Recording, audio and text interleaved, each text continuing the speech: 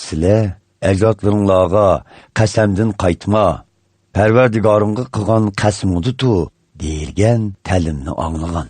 Lekin shuni bilib qo'yinglarki, qat'iy qasam qilmanglar. Osmonni tilga ilib qasam qilmanglar. Chunki arsh ulug' podshoh Xudoning taxtidir. Yoki yerni tilga ilib qasam qilmanglar. Chunki zemin Xudoning put qo'ydigan yeridir. Yerusalimni tilga ilibmi qasam qilmanglar.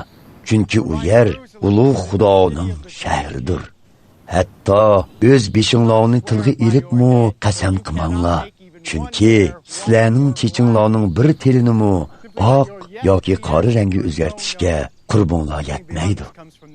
Faqat ha deganinglar ha, yo'q deganinglar yo'q bo'lsin. Buningdan ziyodasi shaytondan keladi.